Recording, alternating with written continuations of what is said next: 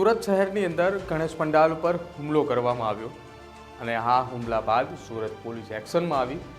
સાથે રાજ્યના ગૃહ રાજ્યમંત્રી પણ ત્યાં પહોંચી ચૂક્યા હતા અને આખી પરિસ્થિતિ જ્યાં સુધી કંટ્રોલમાં ના આવી ત્યાં સુધી પણ ત્યાં તેઓ ઉપસ્થિત રહ્યા હતા. જોકે હવે આ ઘટનાની અંદર તમામ આરોપીઓની ધરપકડ કરી લેવામાં આવી છે અને હજુ પણ અન્ય આરોપીઓની ધરપકડ હેતુથી આ ધરપકડ કરાયેલા તમામ આરોપીઓની પૂછપરછ ચાલી રહી છે. નમસ્કાર, આપ જોઈ રહ્યા છો ન્યૂઝરૂમ ને આપની સાથે હું છું પ્રદીપ. સુરતના સૈયદપુરા વિસ્તારની અંદર આવેલા ગણેશ પંડાલ ઉપર એક રિક્ષાની અંદર આવીને 6 જેટલા સગીરો દ્વારા હુમલો કરવામાં આવ્યો, પથ્થરો ફેંકવામાં આવ્યા અને આ હુમલા બાદ સુરતના સૈયદપુરા વિસ્તારની અંદર તંગદિલીભર્યો માહોલ જે છે તે સર્જાયો હતો અને આ માહોલની વચ્ચે પોલીસે ત્યાં ઘટના સ્થળ ઉપર ટીયર ગેસના સેલ પણ છોડવા પડ્યા હતા. જોકે પોલીસે આખી રાત દરમિયાન એ વિસ્તારની અંદર કોમ્બિંગ હાથ ધર્યું હતું અને એ વિસ્તારની અંદરથી ઘરમાં છુપાયેલા તમામ આરોપીઓને બહાર કાઢવામાં આવ્યા અને એક બાદ એક આરોપીઓની ધરપકડ કરવામાં આવી છે. જોકે આ તમામ આરોપીઓને મંગળવારે કોર્ટની અંદર હાજર કરવામાં આવ્યા હતા. સરકારી વકીલ દ્વારા અને પોલીસ દ્વારા રિમાન્ડ માટેના જે 16 મુદ્દાઓ આપવામાં આવ્યા હતા કે જે 16 મુદ્દાઓને આધારિત આગામી સમયની અંદર એ તપાસ હાથ ધરવામાં આવશે અને આખે આખું આ ષડયંત્ર જે છે, આખે આખું આ જે કાવતરું જે છે તે પૂર્વ આયોજિત હતું કે હજુ પણ આ કાવતરાની અંદર અન્ય કોઈ વ્યક્તિનો હાથ હતો, એ દિશાની અંદર તપાસની શરૂઆત કરવામાં આવી છે. 16 મુદ્દાઓની જો વાત કરવામાં આવે કે જે 16 મુદ્દાની આધારે તપાસ થશે અને એ 16 મુદ્દાઓ કોર્ટની અંદર રિમાન્ડ માટે રજૂ કરવામાં આવ્યા હતા. એ 16 મુદ્દાઓની વિગતવાર ચર્ચામાં સૌથી પહેલો મુદ્દો છે કે આ તમામ આરોપીઓની ઓળખ થવી જરૂરી છે. 28 જેટલા આરોપીઓની ધરપકડ કરવામાં આવી હતી અને આ તમામ આરોપીઓને કોર્ટ સમક્ષ હાજર કરવામાં આવ્યા હતા. એક એક આરોપીઓની ઓળખ કરવી જરૂરી છે કે આરોપીનો કોઈ ગુનાહિત ઇતિહાસ છે કે કેમ. બીજા નંબરે છે આ તમામ આરોપીઓની વચ્ચે બહારના કોઈ આરોપીઓ છે કે કેમ. કેમ કે સુરતના આ સૈયદપુરા વિસ્તારની અંદર આ જે ઘટના બની હતી એ ઘટના બાદ અન્ય વિસ્તારના આરોપીઓ ત્યાં પહોંચ્યા હતા કે કેમ એ દિશાની અંદર પણ તપાસની શરૂઆત થવી જોઈએ. એ દિશાની અંદર તપાસના આધારે બહારના જો કોઈ પણ આરોપી હશે તો તેની પણ ધરપકડ કરવામાં આવશે. બીજા નંબર છે આ આખે આખું કાવતરું પૂર્વ આયોજિત હતું કે કોઈ અન્ય સંડોવણી છે કે કેમ તેની તપાસ કરવામાં આવશે. કેમ કે 6 જેટલા સગીરો અચાનક જ આવે છે અને હુમલો કરવામાં આવે છે, જેના આધારે પોલીસને શંકા ગઈ છે કે આખે આખું કાવતરું જે છે તે પૂર્વ આયોજિત હોઈ શકે. આખે આખા કાવતરાની અંદર પથ્થરો અને હથિયારો ક્યાંથી આવ્યા? કેમ કે જો એ 6 જેટલા સગીરોએ પથ્થરમારો કરીને ત્યાંથી ફરાર થયા બાદ મોટી માત્રામાં પથ્થરો અને ઈંટોના ટુકડાઓ દ્વારા જે છે તે હુમલો કરવામાં આવ્યો હતો કે જેના કારણે પોલીસ કર્મચારીઓ પણ ગંભીર રીતે ઘાયલ થયા હતા. સાથે સાથે અન્ય કેટલાક લોકો પણ જે છે જેને ઈજાઓ પહોંચી હતી. તો આ ઈંટો અને પથ્થરો ક્યાંથી આવ્યા એની તપાસ પણ થવી જરૂરી છે, જેના હેતુથી રિમાન્ડની અંદર એ મુદ્દો પણ દાખલ કરવામાં આવ્યો છે. આ સાથે સાથે આ તમામ લોકોને હથિયારો કોણે આપ્યા છે એ દિશાની અંદર પણ તપાસ થવી જોઈએ છે. કેમ કે હથિયારો કોઈએ આપ્યા છે અથવા તો ક્યાંથી લાવ્યા છે.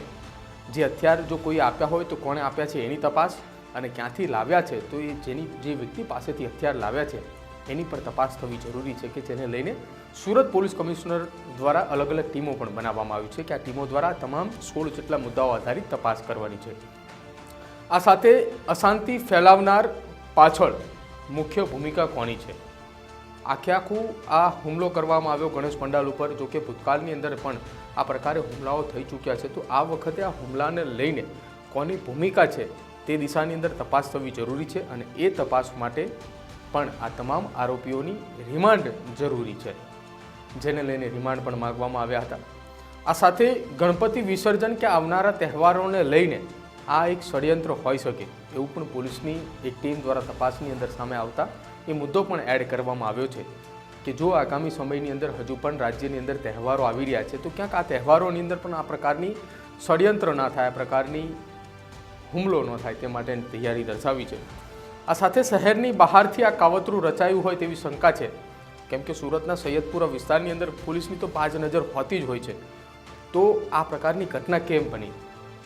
ક્યાંક સુરત પોલીસની એક ટીમને એ પણ શંકા છે કે આ આખે આખું કાવતરું સુરતની બહાર રચાયું હોય અને સુરતના સૈયદપુરા વિસ્તારની અંદર આવીને આ કાવતરાને અંજામ આપ્યો હોય. જોકે વધુ 9મા નંબરનો એ મુદ્દો છે કે જે 16 મુદ્દાઓને આધારિત તપાસ થવાની છે. એમાં 9મા નંબરનો મુદ્દો છે કે ગુનાના મૂળ સુધી પહોંચવા માટે દરેક આરોપીઓની પૂછપરછ જરૂરી છે. 28 આરોપીઓને રિમાન્ડ માટે જે લઈ ગયા તે એક આરોપીની જ્યારે પૂછપરછ હાથ ધરવામાં આવશે ત્યારે ખબર પડશે કે આ ગુનાનું મૂળ શું છે, કોના કહેવાથી આ કરવામાં આવ્યું હતું અને કેવી રીતે આખું અંજામ આપવામાં આવ્યું હતું। આ સાથે અત્યાર સુધી 28 જેટલા આરોપીઓની ધરપકડ કરવામાં આવી છે। હજુ પણ જ્યારે સુરત પોલીસના ચોપડે જ્યારે ફરિયાદ દાખલ થઈ છે ત્યારે 200 થી 300 લોકોના ટોળા સામે ગુનો દાખલ થયો હતો। તો અન્ય લોકો કોણ છે અને ક્યાંથી આવ્યા હતા એની એક તપાસ કરવાની જરૂર છે। 11મા નંબરનો મુદ્દો છે કે કોના કહેવાથી આ કૃત્ય આચરવામાં આવ્યું હતું, આ કૃત્ય પાછળ મુખ્ય ભૂમિકા કોની છે, કૃત્ય પાછળ કોની સંડોવણી છે અને કોને આખો પ્લાન ઘડ્યો હતો કે જે પ્લાનના આધારે આ હુમલો કરવામાં આવ્યો હતો। ત્યારબાદ સહ આરોપીની સંડોવણી, આપણે જેમ જણાવ્યું એમ કે 200 થી 300 લોકોના ટોળા સામે ગુનો નોંધાયેલો છે, તો હજુ પણ સહ આરોપી હોઈ શકે છે કે જે દિશાની અંદર પણ સુરત પોલીસ તપાસ કરી રહી છે। મહત્વનો મુદ્દો એ છે કે ગણેશ મંડાલ પર હુમલો કરીને 6 જેટલા સગીરો ત્યાંથી ફરાર થઈ ચૂક્યા હતા, જેની પણ ધરપકડ કરવામાં આવી છે। પરંતુ આ તમામ હુમલાની વચ્ચે સૈયદપુરા પોલીસ ચોકી ઉપર કોણે હુમલો કર્યો અને હુમલો કરવા પાછળનું કારણ શું? ગણેશ મંડાલ ઉપર હુમલો કરવામાં આવ્યો, પરંતુ પોલીસ ચોકી ઉપર હુમલો કોણે કર્યો અને કોના કહેવાથી કરવામાં આવ્યો એની તપાસ બાકી છે, જે ખૂબ જ મહત્વનો વિષય કહી શકાય। કેમ કે રાજ્યની પોલીસ ચોકી ઉપર આ પ્રકારે હુમલો થાય તો એની પાછળ કોઈ મોટું ષડયંત્ર હોઈ શકે છે।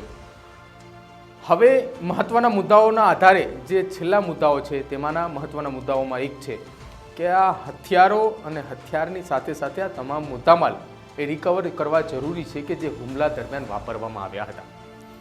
સાથે સાથે બનાવની જગ્યા ઉપર જે સોશિયલ મીડિયા ઉપર જે વિડીયો વાયરલ થઈ રહ્યા છે તે વાયરલ વિડીયો અને સાથે આસપાસની દુકાનોમાં લાગેલા સીસીટીવી કેમેરાના આધારે અન્ય આરોપીઓની સંડોવણી જે છે તે તમામ આરોપીઓની ધરપકડ માટે પણ આ તમામ આરોપીની રિમાન્ડ જરૂરી છે અને પોલીસની ટીમ એ દિશાની અંદર પણ તપાસ કરી રહી છે કે આસપાસના વિસ્તારના સીસીટીવી ફૂટેજ અને સાથે વાયરલ વિડીયોના આધારે અન્ય આરોપીઓની પણ શોધખોળ હાથ ધરી રહી છે।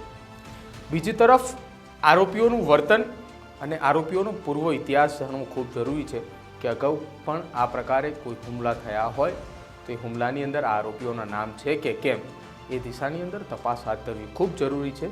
કેમ કે જો આમાંથી કોઈ પણ એક આરોપીની અગાઉની અંદર કોઈ ભૂમિકા આવે છે તો તેના ઉપરથી વધુ ઠોસ પુરાવા મળી શકે છે કે આ કાવતરું જે છે તે ક્યાં રચાયું હતું અને કાવતરા પાછળ મુખ્ય હેતુ શું છે। આમ તો આ 16 મુદ્દાઓના આધારે તપાસમાં ગણેશ મંડાલના તમામ જે પથ્થર ફેંકનારાઓ જે છે, પથ્થર મારનારો છે, આખી એક તંગદિલી જેવો માહોલ જે સર્જનાર લોકો છે તેમાંના મુખ્ય 28 લોકોની ધરપકડ કરવામાં આવી છે। પરંતુ હજુ પણ આ કેસની અંદર વધુને વધુ નામ ખુલે તેવી શક્યતાઓ છે।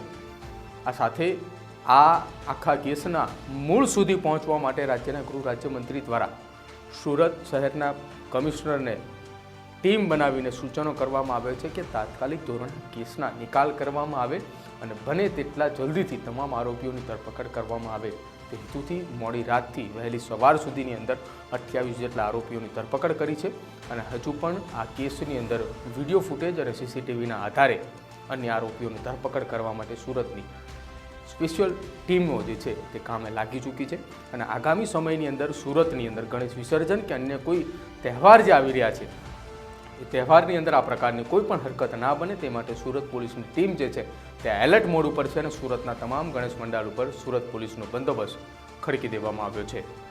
આવા જ વિડીયો જોવા માટે આપ અમારી ચેનલને આજે જ લાઇક કરો, શેર કરો અને સબસ્ક્રાઇબ કરો।